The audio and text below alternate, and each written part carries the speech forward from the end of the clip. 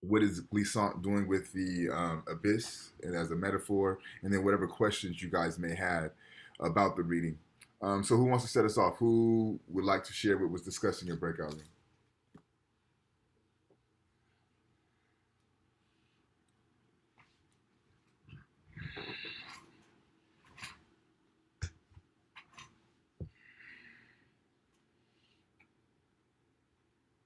Heather. Heather, what was discussed in your guys' breakout room? In our breakout room, we brought up the abyss and the unknown. It was very metaphorical, and I thought that it relayed a sense of like philosophical reflection of this experience in history. The abyss can refer to, like, in terms of the devil and like the devil's abyss. And I looked up the definition, but I don't have it in my journal, which I have up. But yeah, it just related like the abyss and this experience of the unknown to like the devil at the same time. And I think it showed like the differences in experiences. I mean, because we all know that the slave trade was absolutely horrible. And some people thought like one side of it was, okay, economic and labor force and such. And then the other side was my ancestry, my life, my land, like the devil, the abyss, the unknown, and absolutely everything was like torn apart from them. And then one question that I had, I'm just thinking about the perspective of those who maybe were left behind from this experience, or were left in Africa and maybe in the ruins of what the slave trade created there. Okay, that's a very interesting question. Yeah, I think it's kind of a couple of ways to look at those who were left behind. One can argue that they were better off, right? They were able to avoid one of all of the phases of the abyss.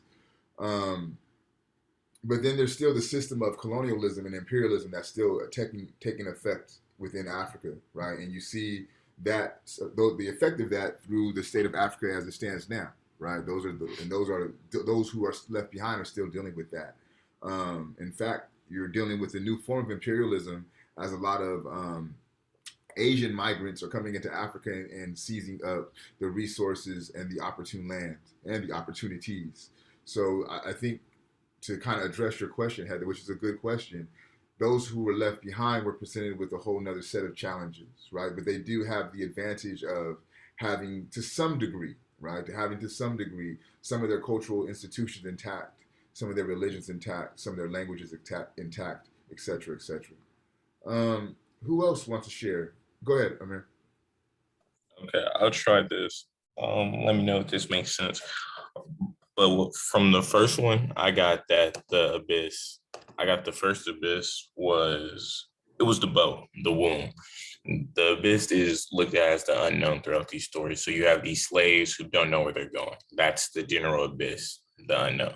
So the first abyss that I seen was the belly of the boat. This is the womb. This is where the place of protest and creation was created. This is where you get the turmoil and the hatred for those who have captured you right there in the womb. He talks about this boat is pregnant with many dead as living under the sentence of death, which I found interesting because it kind of refers to they're all, even though I don't think it necessarily referred to people actually being dead on the boat. I think it referred more to just the general sentence of the life that they know is now over. So then the second abyss was the sea. From what I got from that was bodies thrown in the sea. The dead bodies would get picked up, chains put around their legs, and they get thrown over the boat, taken off the boat to release the cargo. And from the third abyss seemed like the mentally unknown. They don't know where they're going. The sea is wide, it's open, it's long. It talks about they're going to a place where no ancestors may hide, where no one has been before them. What type of river is this that has no land stopping in between? They don't know where they're at necessarily. They seem to be just on this boat going however long into the water, and this is all they know. that's what I got from the three abysses. You're spot on. The only thing that I would amend is that there were no slaves on the boat. There were African people who were enslaved and going through an enslavement experience. But everything else you articulated perfectly how Glissant wants us to think about this abyss, right? There's three metamorphoses of the abyss. The abyss is changing, and also to Heather's point, the abyss is the unknown, right? That's the clearest, concise definition of the abyss is the unknown. Because we were provided such a clear definition, I'm just going to jump into my notes. But before I do so, are there any other questions that you guys want me to address specifically before I get into my notes? All right. So let's jump into the notes then. This is the book that the passage was pulled from. The book is entitled Poetics of Relation. The author is Edward Glissant. He is a Martinican poet, philosopher, intellectual. He was trained intellectually in France. So this book was originally written in French. Betsy Wing came and did the translation into English. So think about Somé and his articulations that anytime there's a translation from one culture to another, certain amount of violence is ensued. So think about this book kind of going through some type of violence. Also in the book, there is a glossary and it provides you with definitions, okay? And I think that's Betsy Wing attempting not to enact that violence that Somé is attentive to. So she leaves a lot of the French or Martinican phrases in there, but provides you a glossary with a definition for those phrases. So the passage that we read is entitled "The Open Boat." As was pointed out, it's a very metaphorical reading. It's not really direct or straight on. But I'm going to read the opening passage, and we'll go into my notes from there. So he states, "For the Africans who lived through the experience of deportation to the Americas, asterisks, confronting the unknown with neither preparation nor challenge was no doubt petrifying." So notice how I said asterisks, right? So after the Americas, you see the comma, you see the asterisks. That asterisk is an endnote. That's letting you know to go to the bottom of the page. I have some further information for you to further crystallize what I'm saying. So you see here, there's that same asterisk, and that's the start of the endnote, right? And then the asterisk, it states, "The slave trade came through the cramped doorway of the slave ship, leaving a wake like that of crawling desert caravans. It might be drawn like this." And he gives you this image here with a straight line and then like the 3 points of departure at each end, right? And he says, African countries to the east, the lands of Americas to the west. This creature is in the image of a febril. Now the second paragraph gets really fecund. African language became deterritorialized, thus contributing to the creolization of the West. So I'm born in Ghana. I speak Akan. I'm kidnapped. I'm placed on this boat, and I'm transported from Ghana to the Western Hemisphere. My language becomes deterritorialized from Ghana and transported to the West. I'm Nigerian. I speak Igbo. I'm kidnapped. I'm placed on this ship, and I'm transported to the Americas. My language, which is Igbo, is now deterritorialized from Nigeria and been transported to the West, right? And this creates this creolization effect. I'll get into the creolization a little bit later. Let me continue the reading though. This is the most completely known confrontation between the powers of the written word and the impulses of orality. Now, when you hear orality, think about the ability to orate, right? The ability to speak, the ability to sing, the ability to yell, shout, right? Rap, beatbox. These are all examples of orality, okay? So the first confrontation is between the powers of the written, okay, and the attempts for orality. The only written thing on the slave ship was the account book listing the exchange values of the enslaved. I'm going to say that again. The only written thing on the slave ship was the account book listing the exchange values of the enslaved, right? So it's a ledger. It's a receipt book that lets you know how much each individual costs, right? Within the ship's space, the cry of those deported was stifled, as it would be in the realm of the plantations. What does it mean to be stifled? What does stifled mean?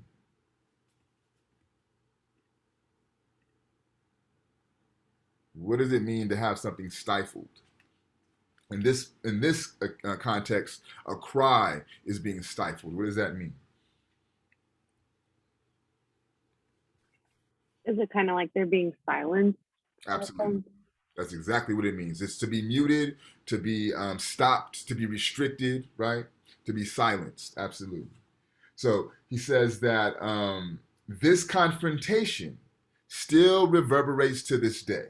Okay? So there's three confrontations at play within this passage, right? We know that the first confrontation is between the written word and then the cries of orality that are stifled, right? So what is the only thing written on the slave ship? What is the only thing written on the slave ship? And I read it twice. The values of each of them. That ledger, right? The receipt book that shows you the values for each individual that was purchased, right? So this written document, by and large, signifies the inhumanity of those who become captured, right? Because if you have a value, if you have a price that's paid for you, you are now an object, right? You become objectified, right? So this is what the written is symbolizing for those African individuals on this boat, right? But that's in confrontation with their cries, with their screams, with their orality, right? Because when a human being is hurt, when a human being is in pain, when a human being is in discomfort, it cries out, right? So there's a confrontation between the ledger, which signifies their inhumanity, and their actions as actual human beings who scream because they're injured, right? So there's confrontation number one at play. And then the stifling of those cries themselves become a confrontation, right? So I'm in pain, I'm crying, I'm shouting, I'm trying to alleviate that pain the best way that I can, and they're stifling that, they're limiting that, they're preventing me from doing so, okay?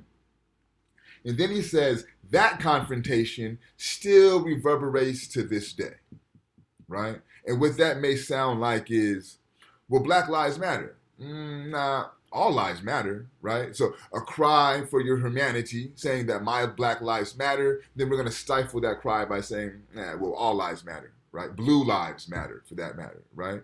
So this confrontation still continues, okay? So we get into the three abyss. Amir gave us a perfect depiction of what those abyss are, right? We know that the first abyss is the boat, the belly of the boat. And the way that he writes this, to me, is so poetic and beautiful. He says, first, the time you fell into the belly of the boat. For, in your poetic vision, a boat has no belly. A boat does not swallow up, does not devour. A boat is steered by open sky. Yet, the belly of this boat dissolves you, participates you into a non-world from which you cry out. This boat is a womb abyss. So again, we know that the first abyss is the womb abyss, or the boat. We know that the second abyss has been articulated is the sea, right? And he says that the next abyss was the depths of the sea. Whenever a fleet of ships gave chase to a slave ship, it was easiest to lighten the load by throwing cargo overboard, weighing it down with ball and chains. These underwater signposts mark the course between the Gold Coast and the Leeward Islands. Now, I know we have already been provided a clear definition of what this second abyss, but what is the cargo that's being thrown overboard to lighten the load? What is that cargo? The African people.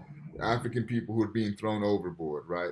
What is not talked about in this passage is the African people who threw themselves overboard to avoid the capture, to avoid the abyss of the unknown plantation, right?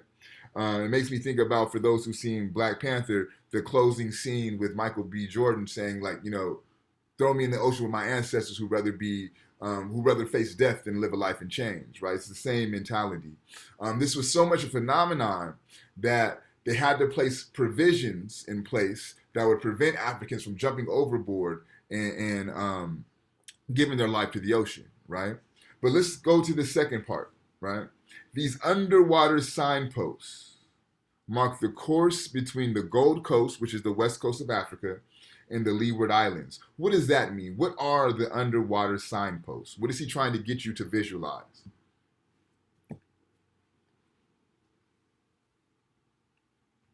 What's a signpost? What's a sign? Like a stop sign. Like a stop sign, or if we're on the 10 freeway and we're going west, right? You have like Adams, Crenshaw, La Brea, Fairfax, right? Those signs will tell you where to exit, okay? So he's saying that these bodies who are thrown overboard with ball and chain to ensure that they sink to the bottom of the ocean, right, will literally give you signs to navigate from the west coast of Africa to the Western Hemisphere. So you can follow those dead bodies who've been thrown to the bottom of the ocean, and they'll map a path across the Atlantic, right? That is those underwater signposts that Glissant is trying to get us to visualize. The final abyss is what's been lost, which you leave behind in the journey to the Western Hemisphere, right?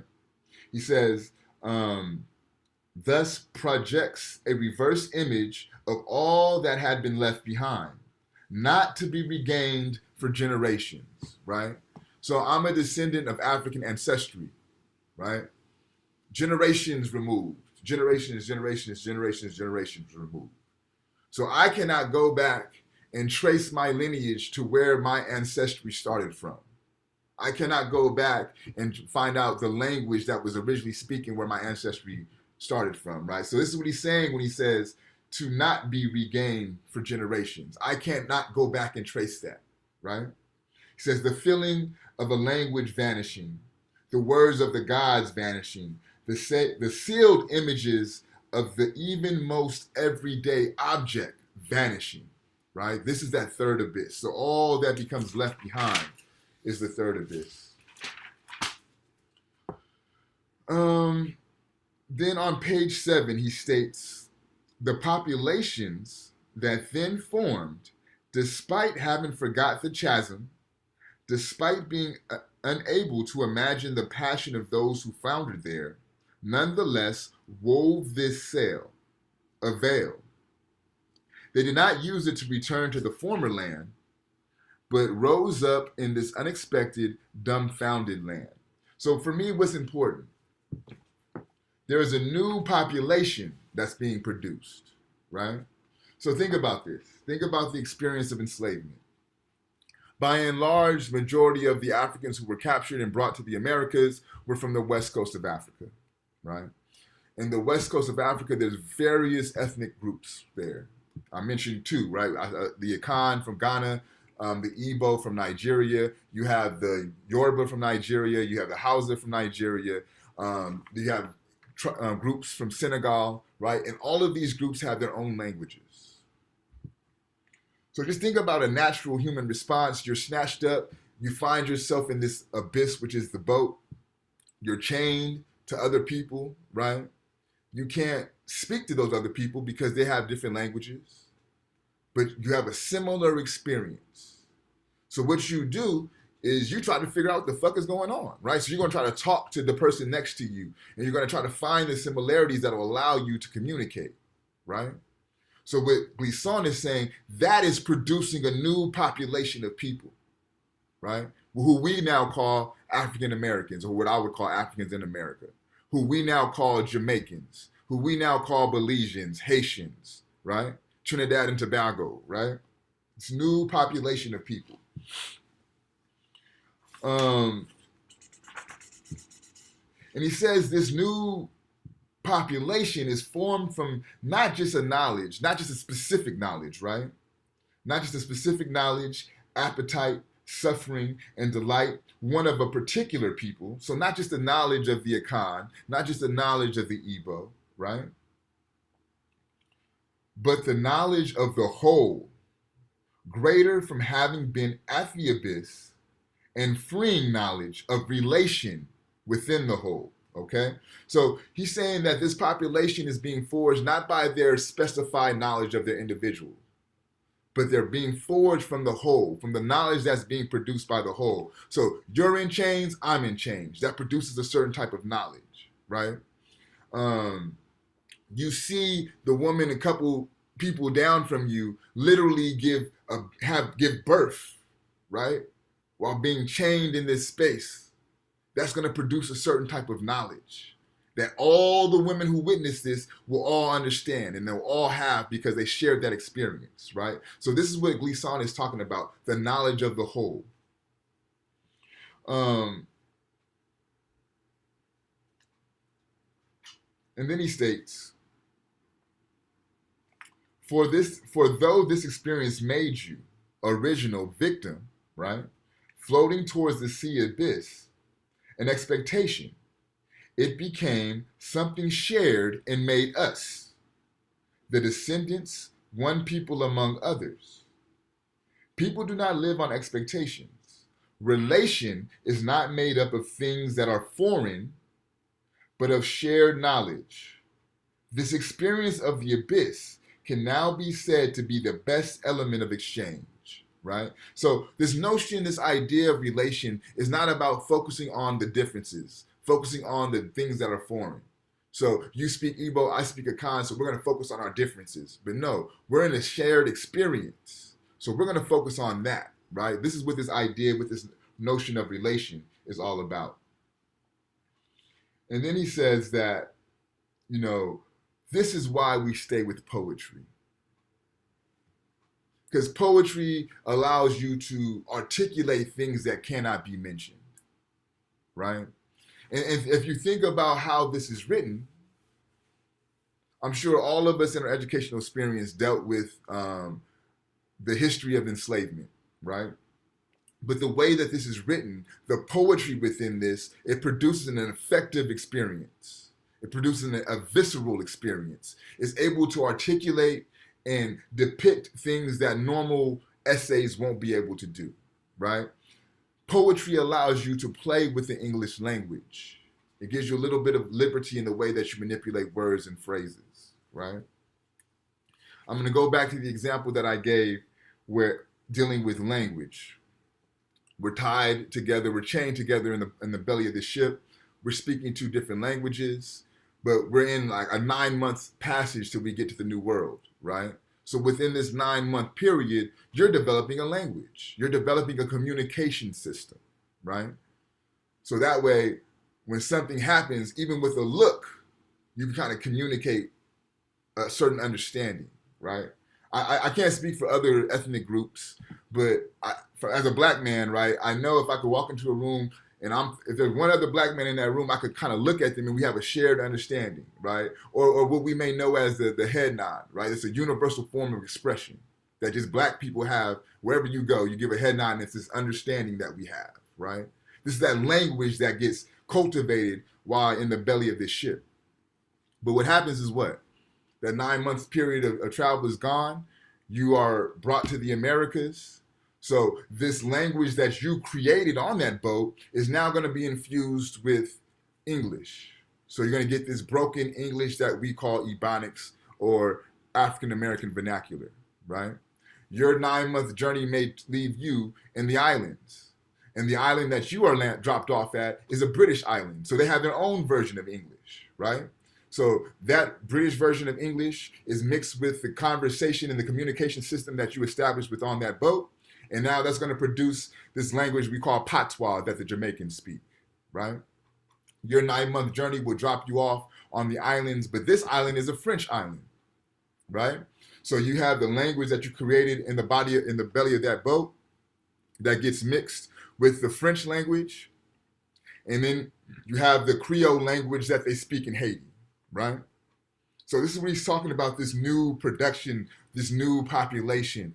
This idea of relation is about what newness can be birthed through coming together and focusing on the similarities and not the differences, right? This is the essence of Glissant's argument.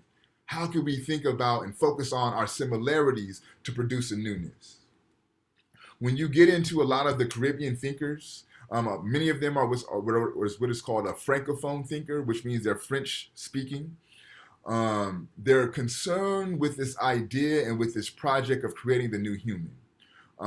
It can be traced back to Frantz Fanon, who's from Martinique, who Glissant trained under. We can even go further back to his Fanon's teacher, Amy Césaire, who's also from the island of Martinique, and they're all concerned with this project of developing the new human, right? So this idea of newness becomes generative not only for the practical situation of Black people, but it becomes a project for the Black intellectual tradition. So you see a lot of these scholars who pick up these works and these texts become consumed with this notion of creating newness, creating the new human, right? So I'll leave my notes on pause. We'll transition into our fishbowl. Remember, you have to go twice a semester. You have one time to pass. You could use your journals. You could use your notes. You could use what was talked about in lecture or your breakout rooms. 1 second.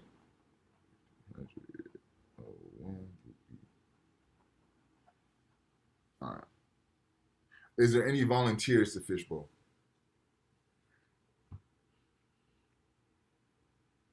All right, so I'll call that random. Bridget, have you fishbowled already? Yes, I did, but it wasn't a Monday class one. Okay. Did you only went one time or two? Yeah, I have only gone once. Are you prepared to fishbowl today? Yes. Okay. So we'll put you down. Thank you, Bridget. Daisy, are you prepared to fishbowl today? Yes. Okay. Thank you, Daisy. Daisy, how many fishbowls is this for you? This would be my first one. Okay. Remember, if you went twice, just let me know, and you're good for the semester. Marley, are you prepared to fishbowl today? Yes, I am. Okay. So that will be our three. I'm sorry, Meyer Lee, are you prepared to fishbowl today? I just want to make sure that y'all heard the right name. Yeah, that was me. Okay. I Okay. am. Sorry. Thank you for that. All right. So for today, it will be Bridget, Daisy, and Meyer Lee will be the three fishbowling. So whoever wants to start it off, it's on you.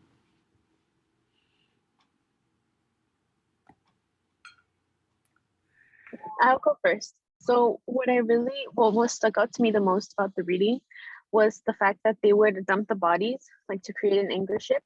And I thought that really stuck out to me because I just thought that, like, how could they do that? Like, just throw away bodies, like, without thinking of like their background or like their families. They just do them like it was anything. It was just part of like the routine at that point.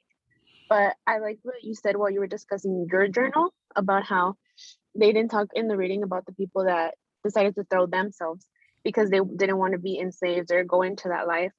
And I just thought that, like, the way that you explained it, I thought that that would have been a good integration to the reading. So I'm really glad that you brought that up. Thank you, Bridget.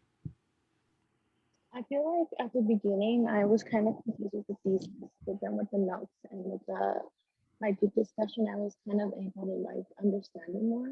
So at the beginning, my thesis was kind of like, I felt like the Africans were kind of in a way feeling like they were going to be reborn once they got to the Americas because they didn't know the culture or anything about it. Meanwhile, the Americans didn't see it as like that because, you know, they were just bringing them.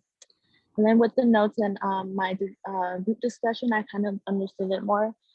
We discussed on how like they kind of were like being forced into this new kind of world, which they didn't enjoy.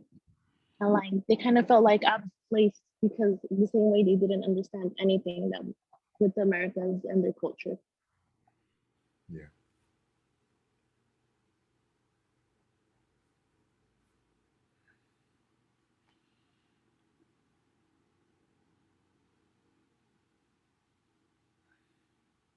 Marley, it's on you.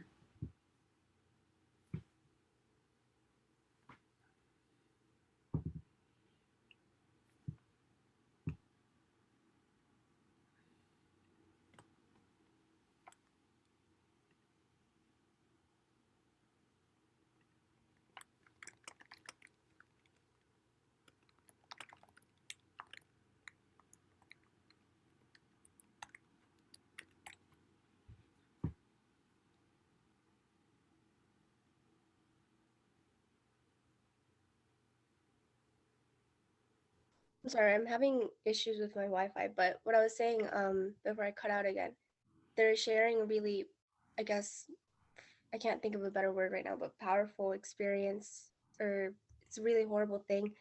And they're, I guess, poetry, like you said, they put together a sort of new language for themselves, but poetry could be seen the same way. You can express different ideas across different languages through literature, which I think connects to other readings that we've done. So yeah.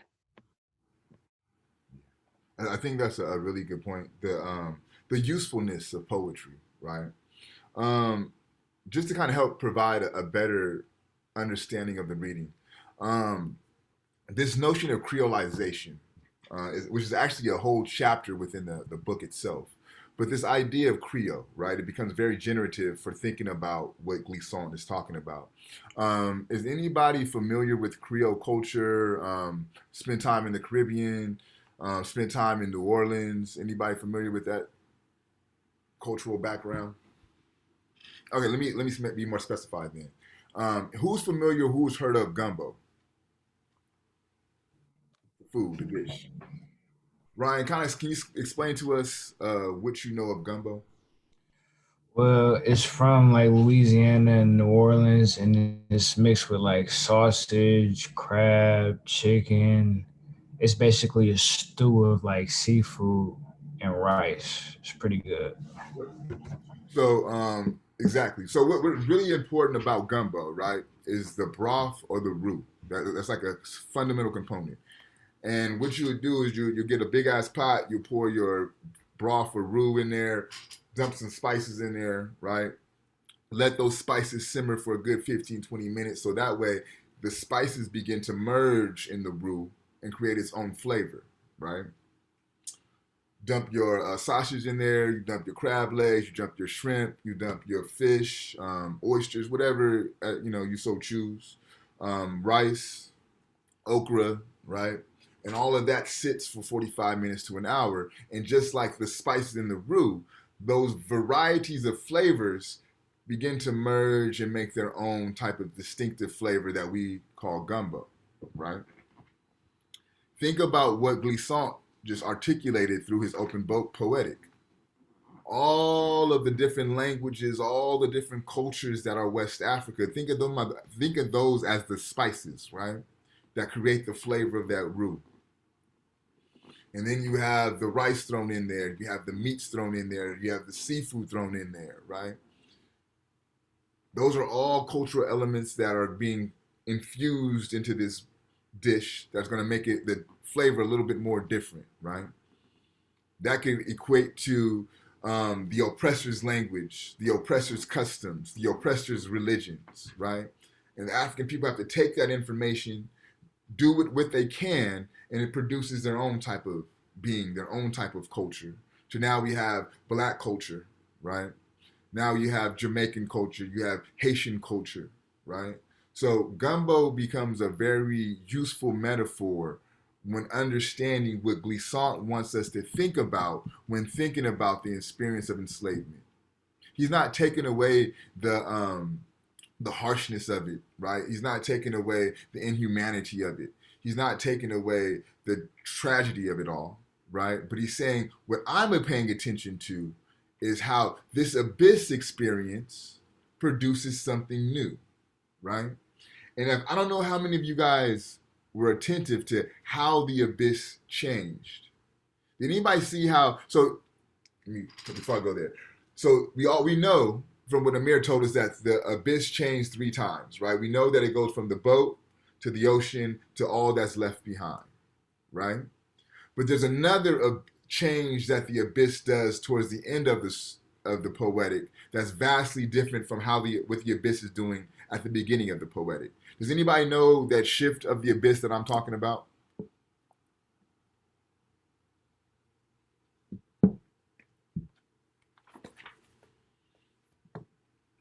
So Is there how you? Go ahead, Oh, please. sorry. I was gonna say, was it kind of how you were mentioning, like a new population was in a sense created? Yep. So the abyss is originally articulated as strictly a negative thing, right? But by the end of the essay, Glissant is talking about the abyss as something that is creating this newness, right? So in a way, the abyss shifts from a negative experience to a usefulness. And this is what he wants you to think about. And the abyss can only shift to something that's useful when you're thinking about the shared experiences. When you're focusing on the things that can unify a people juxtaposed to the things that separate a people. This is when the abyss can become useful, right? I'm curious with the time that we have left to hear other thoughts about the readings. Any other questions, any other comments, any other concerns? Keisha, you've been quiet today. What are your thoughts about not only the reading or even what we talked about in class?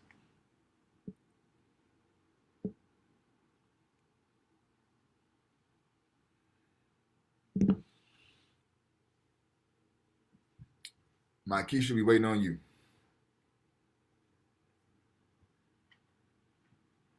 When she was in our breakout room, she said she might go in and out because she's at work right now. Okay, I appreciate that. Daisy, could you share with us your thoughts? Actually, I'm sorry, you did the fishbowl. You're good. Giovanni, how about you? Well, like I was a bit like I honestly it was a bit hard to understand at first the details, but I get to I see now what they mean now, like what the author was describing, how you described the ship to be like pregnant and all that. I was like confused. I was like, what? Well, I don't get it. But I see what he meant now, since it carried. I know that the ships were cramped and all that with the African people as they were being shipped off to the Americas, and how you just said also. I remember back in my other history class, they described how the African people would jump off, try to commit suicide into the water instead of like continuing the voyage as they were heading to the Americas. Yeah, I think you bring up a really good point, Giovanni, in the sense of this shit is confusing. Like, I'm gonna be real with you. Like, the first time I read this, I'm like, yo, what the fuck are we doing right now? What is he talking about, right? But the conversations become helpful because it allows you to see just really what he's getting at by just dialoguing and engaging and grappling with the text. So the conversations do become helpful in understanding this, because again, it's not straightforward. It's not like the Ptahotep readings. It's not like the Some readings. It's a poetic, you know. Caesar, what are your thoughts on the reading? Like when I first read it too, I was like not really understanding them, and there was like some words that I just wasn't really understanding as well. But I had to read it like 3 times, and I kind of started to see the poetic in what he was talking about, and with this discussion, may kind of brought things more clearly. Yeah, and I would encourage also, and I know that you're all pressed for time, but if you do get some downtime, revisit the text, and then now with the information from the notes, see how much more sense this makes for you, because it's probably my fourth time reading the book, and every time I read it, I get new information, new insight. So it's just one of those things. The more you pick up, the more you engage it, the more sense it will make. Ariel, what were your thoughts about the reading or the conversation that we had?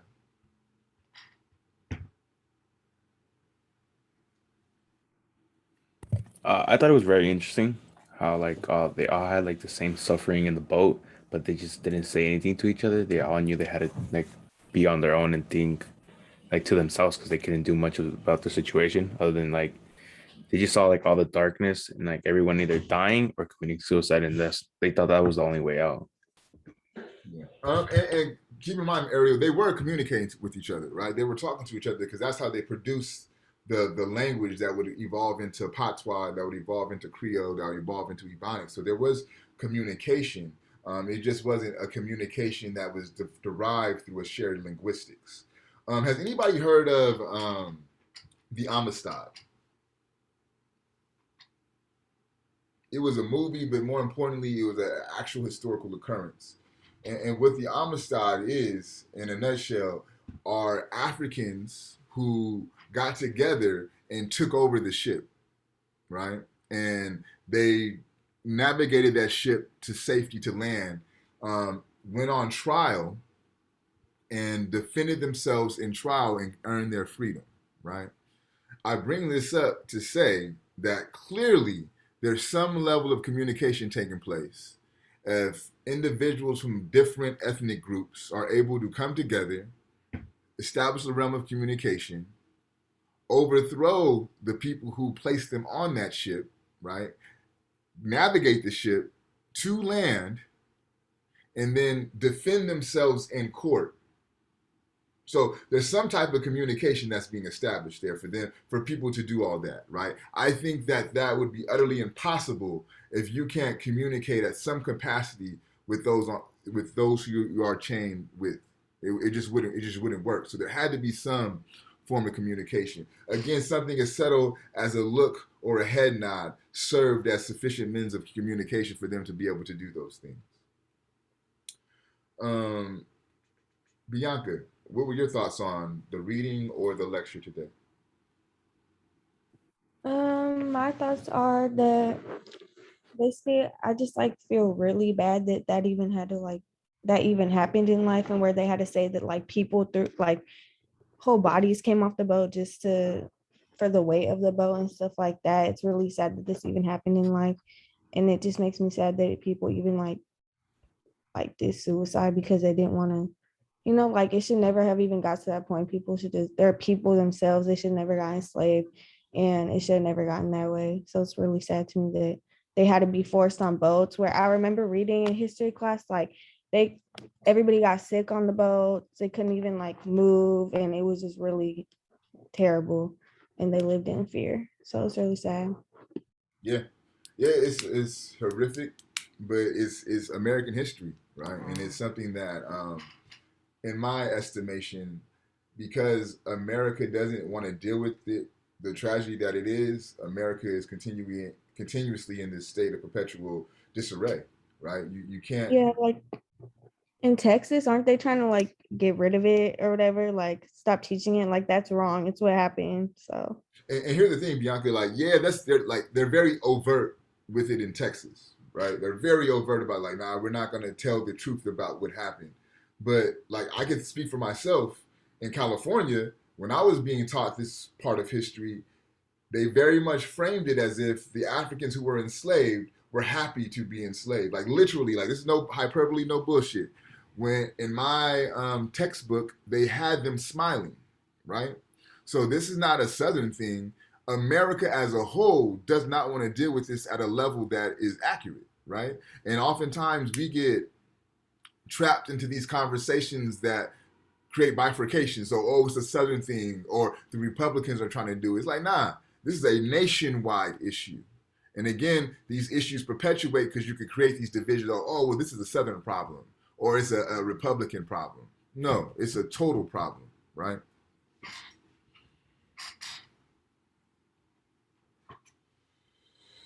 Who else has some thoughts, questions, concerns, or comments about the reading? Zachary, you've been quiet today. Oh yeah, like after reading, I'm just, it's hard to like the inhumanities. I mean, the fact that like you were saying, you still feel that pain, or like when you see, you know, like someone else, like you have that like, connection. I mean that just like, it shows you how impactful that the slave trade was and how detrimental it really was. Like how it really did change like everything today. It still affects us today. Yeah, absolutely. One thing, we're going to take this idea and this notion of relations, right, and apply it to our reality. What Glissant is advocating for is the abyss as a means of unity and a means of organizing and a means of mobilizing people, right? Bringing people together.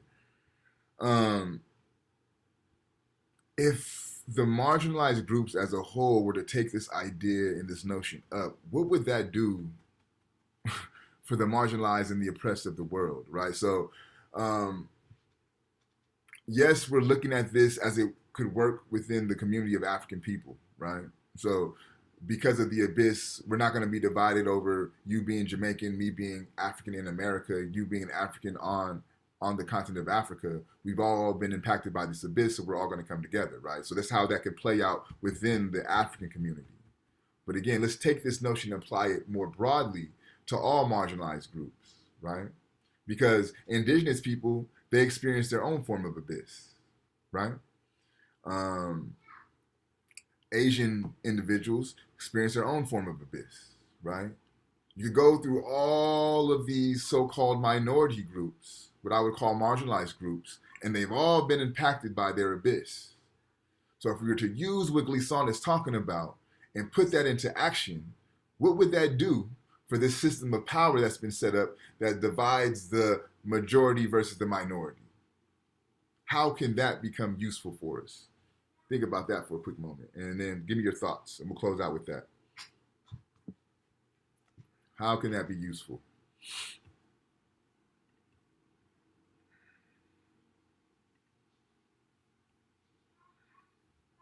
Nobody?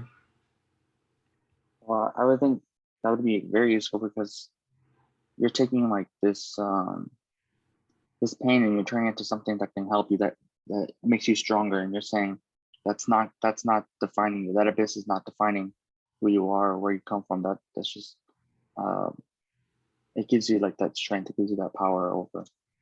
Like it doesn't make you any less inferior. Yeah. Yeah, in that sense, yeah. Yeah, and that's what it could do psychologically for us, right? But like materially, in actual practical sense, what could that do, right? How could that change the way that this world is operating if we are to use this abyss as a point of unity? Again, thinking cross-culturals, because we all marginalized cultures have been in the abyss, right? How can that shift power? That's how you change things. When you're going to change, you really want to talk about changing stuff, you got to talk about shifting power, right? How can this be beneficial in terms of shifting power?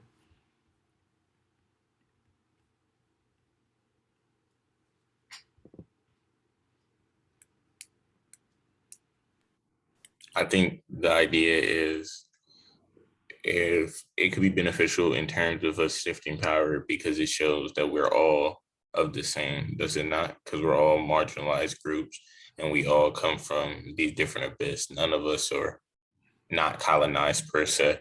And so that kind of helps us in finding commonality between each other. That's it, right?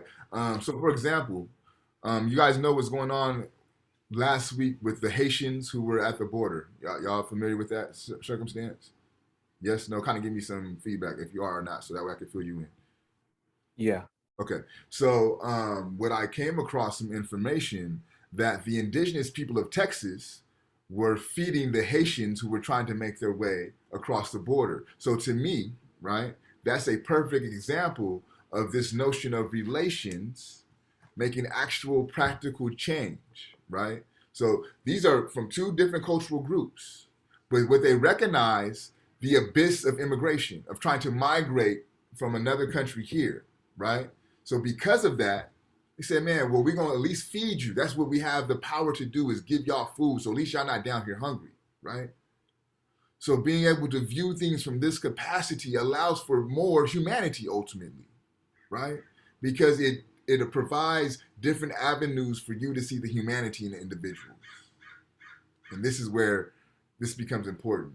This is where the line that's drawn between the teaching of Ptahhotep, Ma'at, Somé, Ngugi, and Glissant is drawn, is how we relate to one another, this notion of relations. So we'll call it a day.